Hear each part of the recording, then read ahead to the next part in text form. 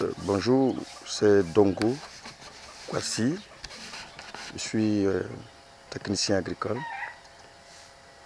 Je suis dans la région du Sud Komoué. Je vais vous présenter une petite réalisation que j'ai effectuée dans ma cour et essayer de montrer comment est-ce que nous pouvons transformer nos cours en quelque chose qui peut nous apporter beaucoup de choses. Et j'ai eu la chance d'avoir de l'espace, un peu d'espace dans la cour. C'est la maison qui est construite pour les encadreurs qui viennent dans le village ici. Ici c'est Djambo. Alors j'ai eu de l'espace, mais c'était de l'espace en fait une terre sableuse en fait, balayée chaque jour, donc c'était un peu difficile à cultiver dessus. Donc il fallait aménager, il fallait changer l'organisation de cet espace-là. Et c'est ce que j'ai effectué. Et j'ai fait plusieurs spéculations, plusieurs variétés sur cette terre-là. Pour voir un peu quelles sont les cultures qu'on peut facilement réaliser ici. Cette cour est comme mon labo. Et je fais tout sans utiliser quelque chose d'extraordinaire dessus. Voir la réaction. Voilà. Donc ainsi donc, je suis spécialisé dans les cultures maraîchères et vivrières. Ainsi donc, j'ai pu réaliser ce que vous allez voir maintenant.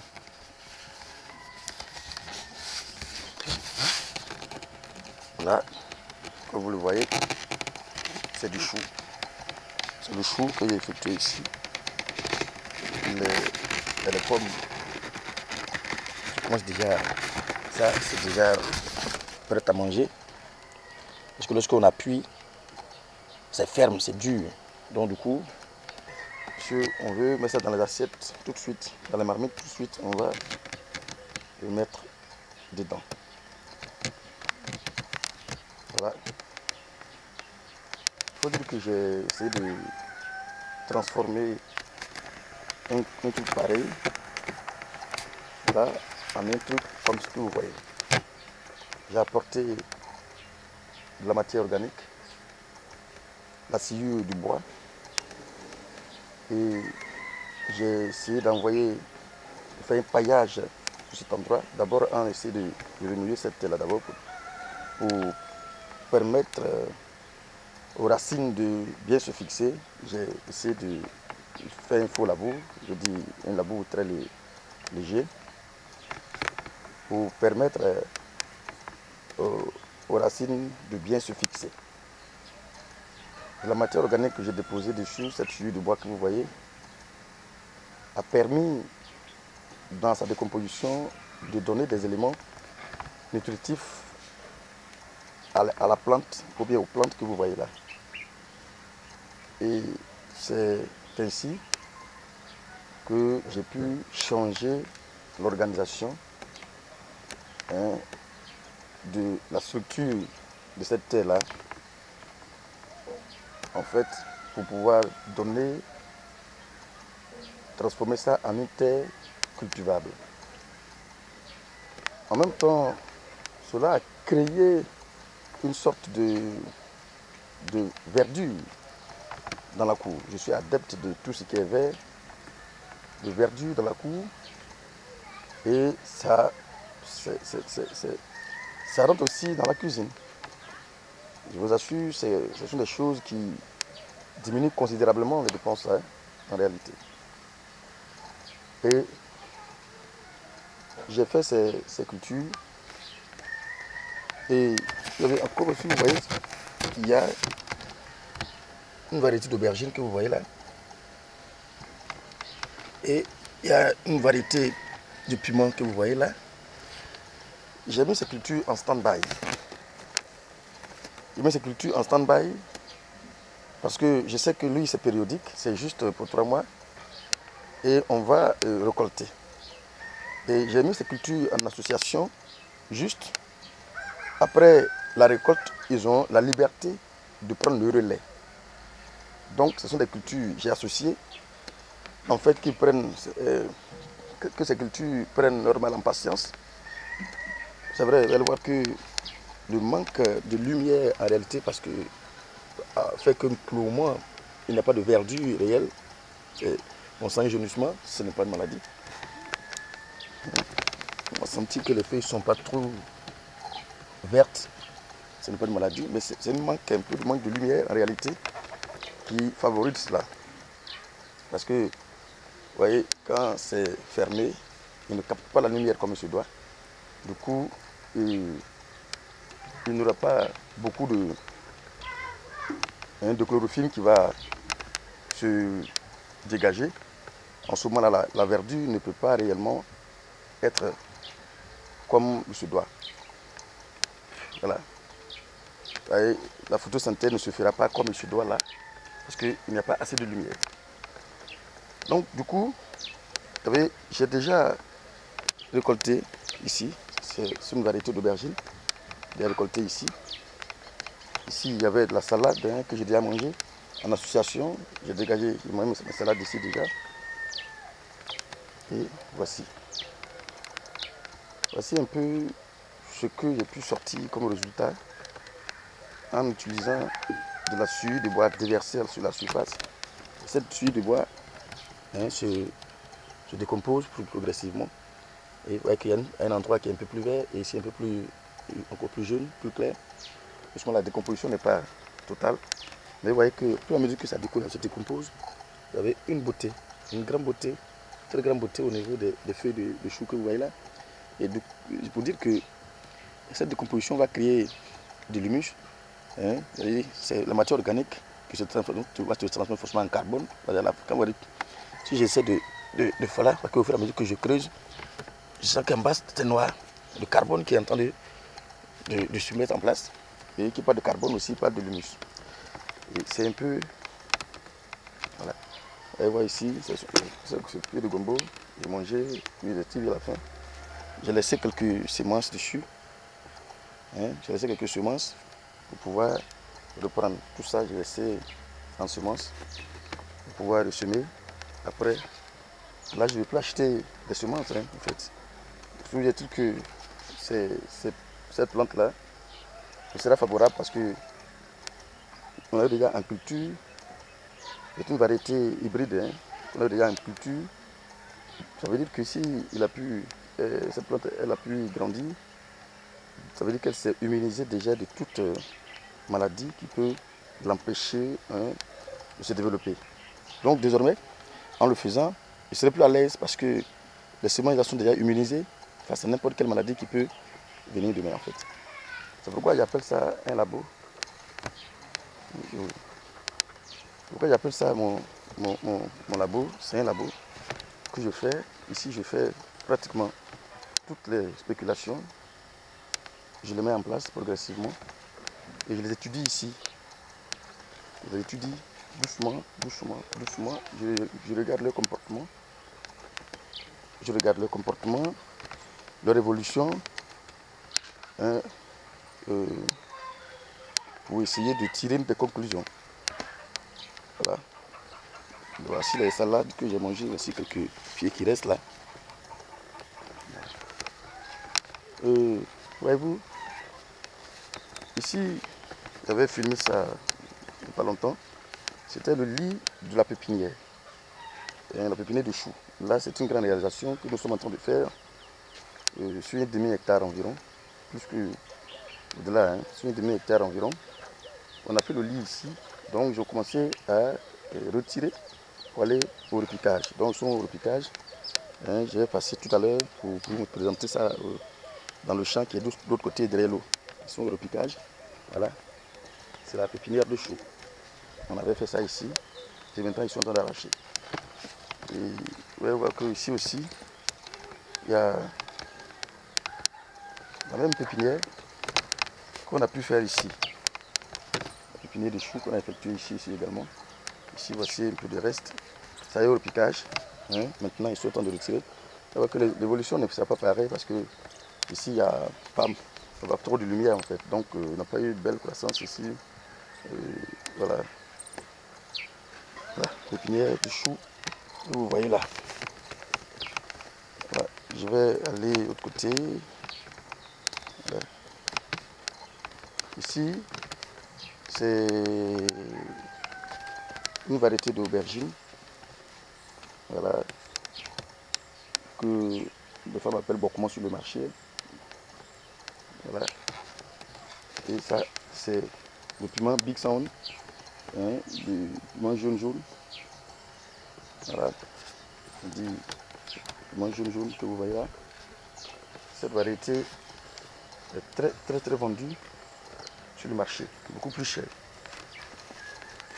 Ici, c'est le piment antillais. Voilà, c'est l'antillais que j'ai mis ici. Voilà, c'est la variété antillais que j'ai mis ici là.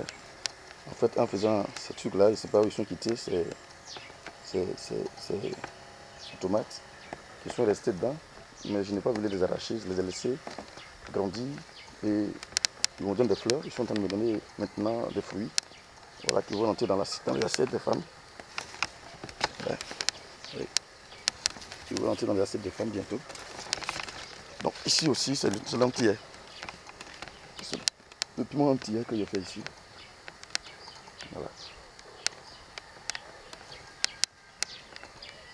Ça, c'est l'antillais. Et là, on avait aussi du chou. Un chou. Voilà, qui se développe très bien. Très beau à voir, très joli. Voilà, c'est la carotte qui est déjà presque à la récolte. Bientôt, on va l'envoyer croquer. La carotte. Ouais, c'est la carotte que vous voyez là. La carotte que vous voyez ici. La carotte. Ça, c'est la carotte. Tout ça, je les ai fait pour essayer de voir leur évolution dans la région. Parce que c'est un grand projet que je mets en place, un très grand projet. Mais il fallait d'abord chercher à voir si on peut, quelle variété, quelle spéculation qu'on peut réussir dans la zone. Avant tout investissement, il faut quand même faire une petite étude pour ne pas être surpris. Donc j'ai essayé d'être au quotidien. C'est-à-dire, je les ai vus grandir. J'ai vu chaque matin, chaque jour, je suis avec eux. Hein, j'essaie d'observer leur comportement. Hein, et je suis tout le temps, je les suis de près pour voir un peu leur réaction.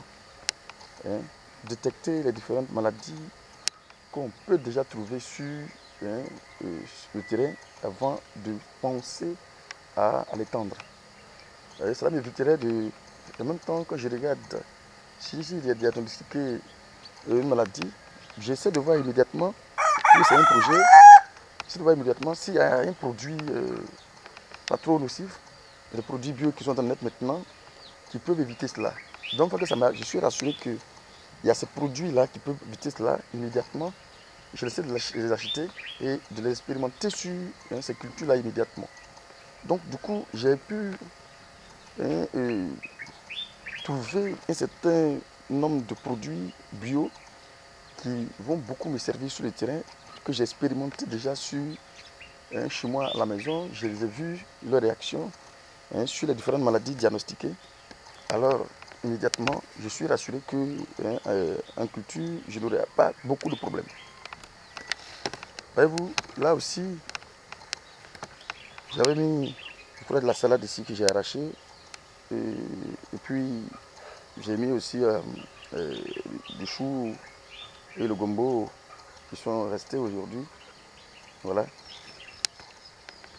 Ici, le chou, le gombo en association. Voilà, ils sont en train de se défendre. Hein, l'autre étouffe l'autre, et ainsi de suite. Bon, laisse-les, on se défendre là-bas. Voilà. Mais en culture, on ne va pas Parce que là, on entend chercher de l'argent. On ne veut pas les laisser se défendre là, parce qu'on va permettre à ce que ça soit accéléré. Parce qu'en général, celui-là, il doit faire le gombo, par exemple, c'est 45 jours en réalité. 45 jours et on passe à la récolte, en principe. Ça veut dire que s'il y a une accélération de croissance, si nous essayons d'accélérer les croissances de ce produit-là, on va atteindre vite notre objectif. L'objectif, c'est d'atteindre vite notre objectif, mais en essayant de fertiliser la terre, et puis éviter trop d'engrais en fait. C'est pourquoi nous utilisons beaucoup plus les engrais biofoliaires que les engrais. Parce que quand vous regardez sur le marché les différents aubergines que les femmes préparent, quand le champ est fait avec beaucoup d'engrais, vous voyez, dans la sauce, il y a une sorte de dépôt de pâte en bas. Surtout la sauce aubergine, quand les femmes font, on sent que c'est une sorte de dépôt. Et lorsque la sauce reste en haut reste claire, et en bas, il y a une pâte en bas. C'est les conséquences de trop d'engrais utilisés qui font ce genre de choses-là. Voilà. Donc c'est pourquoi il faut éviter beaucoup d'utilisation d'engrais. Tenez-vous bien, je suis en rivalité avec mes poulets. Ici, en tout cas, ils ne me rendent pas beaucoup de services, mais ils sont mes amis. Et on collabore. Voyez, ils ont fait tomber mon aubergine ici. Bon, je n'ai pas le choix. Ce sont mes poulets aussi également. Donc je cohabite avec eux. Ils me coûtent beaucoup de dégâts, mais ça va, on fait avec. Mais ils jouent un rôle quand même. Ils jouent un rôle de labour permanent, hein, où ils viennent remuer mon sol permanemment. Seulement qu'en remuant, ils n'ont pas l'intelligence de savoir que si tu remues trop, ça va toucher les racines et mon aubergine va tomber. Donc, en fait, l'autre ici, il avait pas dit à son ami d'arrêter de labourer, de remuer. Donc, du coup, il a laissé tomber. Voilà, voyez-vous, ça c'est la tomate hybride. Voilà, je crois que, je ne sais pas, Petromec, que je me rappelle bien, hein, c'est peut-être Petromec que j'ai mis ici. Alors, j'ai laissé souffrir cette plante tranquillement. Je l'ai vu souffrir, se lamenter. Mais je l'ai laissé. Bon, ça là, il faut dire qu'ils ont récolté plein. Hein. Ils ont récolté plein. Souffrir. Et ils ont donné ce résultat. Maintenant, si je veux faire cette culture, qu'est-ce qu'il faut faire? Ça, c'est déjà détecté. Je saurais comment réaliser cette culture, hein, pour avoir un résultat. Parce que l'autre côté là-bas, on en a fait, mais ça donnait un meilleur résultat. Voilà, on en a fait, ça donnait un très grand meilleur résultat. Voilà. Ici, c'est une autre variété d'aubergine. Regardez, voilà, ça donne des résultats. Lui, c'est sur les semences que j'ai laissées. Les semences que j'ai laissées. Voilà. Et c'est longue violet. Aubergine violet. Des longues violettes. Et voilà, ça, ce sont des aubergines. Il faut savoir les distancer quand même. Hein, et, vous voyez, les feuilles se croisent et ça ne favorise pas la production. Mais il y a une belle rentabilité. Il faut comprendre que depuis lors, on a un peu plus aubergine au marché. Juste avec une semence de 1000 francs. Juste quelques pieds ici déjà. Il y a toutes les variétés que j'ai mangées. Voilà, donc du coup, si il s'agit d'aller au marché, le marché se trouve à la maison. Et ça diminue considérablement les dépenses à la maison. Vraiment, il bien considérablement. Parce que quand on va au marché désormais, c'est pour payer du magie et un peu de poisson. Et tout est fait. Ici, c'est le gombo, vous voyez. Voilà. Ma sauce guaguassou est toujours faite ici. Et je mange bien la sauce guaguassou et je suis tranquille. Voilà. Ici, mon champ. En fait, il y a un peu de tout un peu de tout, un peu de tout, un peu de tout dans la cour. Voici le piment qui est en train de... qui a commencé déjà à donner des fruits. Voilà. Les légumes sortent déjà. Ça veut dire que bientôt, je vais acheter du piment. Ici, pareil. Et ça, c'est du poivron. Mais il faut dire que c'est des problèmes d'espace. Hein, donc, il fallait utiliser toutes sortes d'espaces sans trop réfléchir. Voilà, tout ce que je pouvais utiliser à cette époque-là, je l'ai utilisé comme je peux. Voilà. Là, le poivron qui est en train de prendre des fruits. Voilà. Voici, ce sont même d'amis les poulets là qui ont empêché mes bananes de se développer. À chaque fois, ils viennent les picorer. Voilà, ça les a empêchés de se développer. Voilà. Allons voir l'arrière-cour, ce que j'ai pu faire là-bas. Je vois aussi les poulets qui me foutent la merde ici. Voilà.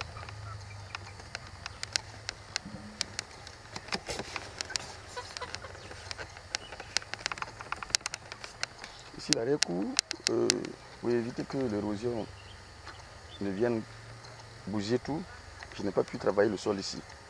J'ai simplement fait des creusets dans les gazons, quelques creusets dans les gazons, et puis placer ça et là, quelques pieds. Voilà, ils rivalisent avec le gazon tout simplement, ils sont là. Voilà. Ils sont là. Voilà, ici, ce sont des piqûres d'insectes. Ce sont des piqûres de papillons.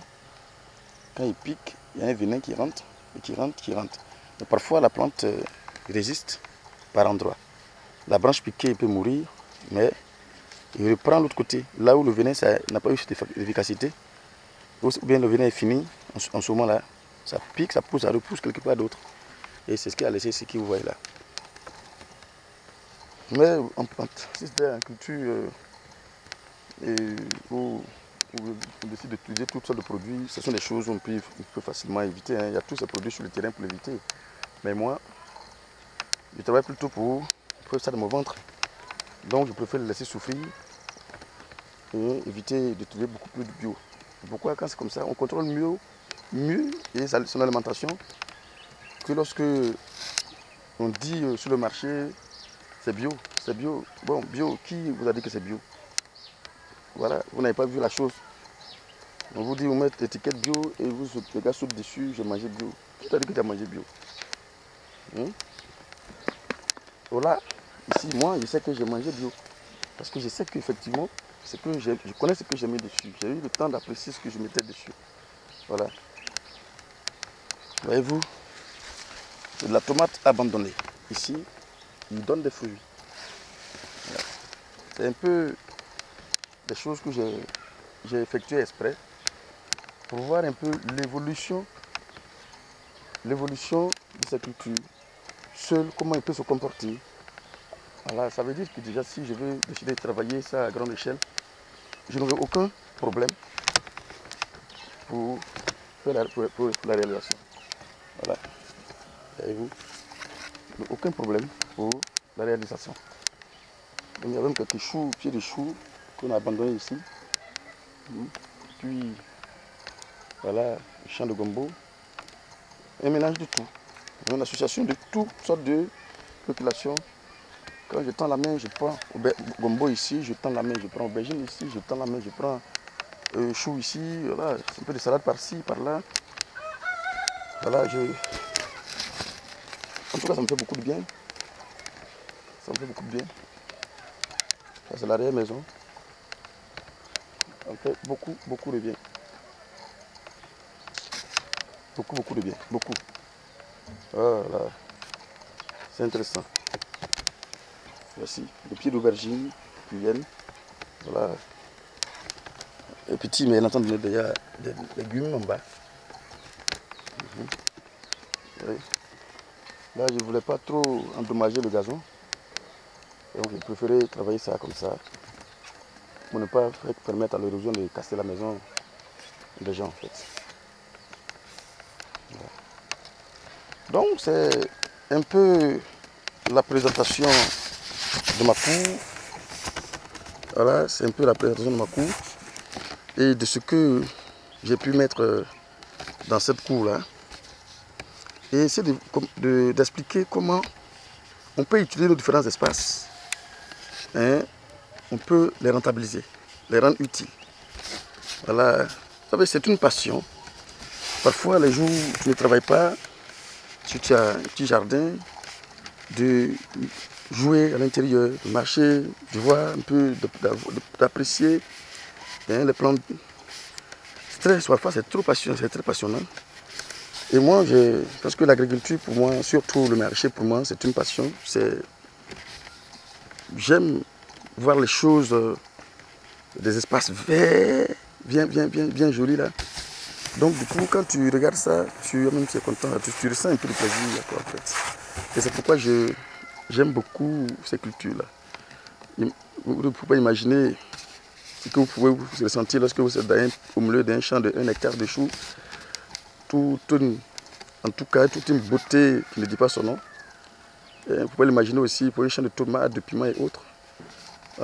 Parfois, tu respires de l'air très pur. C'est pourquoi j'aime beaucoup ces cultures.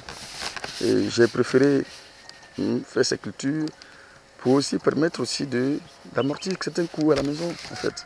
Alors ça diminue considérablement les choses à la maison, en réalité. Et c'est pourquoi j'invite tout le monde à s'intéresser à ces genres de petits trucs qui peuvent beaucoup... tu donnes la beauté à la cour. Ici, j'ai fait un peu de vraguin. Je vous assure, si j'avais eu plus le temps, je pouvais le faire comme ça. Je pouvais prendre le temps de classer chaque spéculation endroit par endroit. Vous allez voir que c'est une beauté. C'est une beauté. Donc on peut faire du jardinage esthétique à la maison. J'appelle jardinage esthétique. C'est créer un design dans ta cour, mais en même temps de l'alimentation dans ta cour. Et un mélange de choux bien organisé et de salade, ça donne de vert pur, vert clair. En fait, quand vous regardez souvent, c'est une beauté. Imaginez-vous que c'est fait sur un espace bien précis. C'est très beau, c'est très joli à voir. Et c'est pourquoi j'invite tout le monde à s'intéresser. Je pense que on peut transformer les différents cours en des choses qui peuvent nous donner de la valeur, quoi, en fait, de la valeur ajoutée. On peut le faire si on veut le faire. On veut le faire si on veut le faire. Voyez-vous, c'est cette terre-là, c'est cette terre que vous voyez là, chaque jour balayée, cette terre chaque jour balayée, qui a donné ces cultures. Voilà, ça n'a pas été extraordinaire, c'est pas quelque chose d'extraordinaire. Je n'ai fait qu'aller prendre des terreaux et puis déposer sur la terre. Donc la terre n'est qu'un support, comme je l'ai dit. Tout ce qu'on veut le réaliser dessus, on n'a qu'à changer son environnement. Il n'y a pas de choses extraordinaires que j'ai effectuées ici, non? Ça veut dire que tout le monde peut le faire. Tout le monde peut le faire chez lui à la maison. Voilà. Si tu n'as pas de la terre noire ici pour des cultures, on peut le prendre ailleurs et puis organiser ça sur le terrain, c'est tout. Voici ces choses, la terre noire. Je vais le cultiver sur ça. Je suis en train d'arracher pour aller en pépinière quand il est fini. Je vais réorganiser ici encore. Et puis refaire encore autre chose dessus pour la consommation. Par exemple, j'ai fait ma pépinière de salade. Dès que j'ai fini, je reprends, je réorganise rapidement, je fais de la salade là. Allez, je vais commencer à consommer ça encore dans 1 mois. Donc ma cour me donne toujours quelque chose à mettre dans le ventre. Voilà, toujours. Ça, comme je sais que je vais enlever ça bientôt, j'ai aussi mis en stand-by quelques cultures que je vais mettre sur ces planches-là. Donc toujours, il y aura de la verdure à la maison, il y aura de la beauté et de la nourriture. Voilà. Donc c'est ici présenter ma petite cour, pour vous dire qu'on peut le faire, ces choses comme ça, pour pouvoir créer de la beauté, de trouver apporter de l'air pur à la maison, parce que tu parles on connaît le rôle des plantes pour la santé. Voilà. Donc je pense que ça va beaucoup être bon pour vous. Voilà. Je vous dis au revoir et je pense que je vais vous donner d'autres détails par la suite.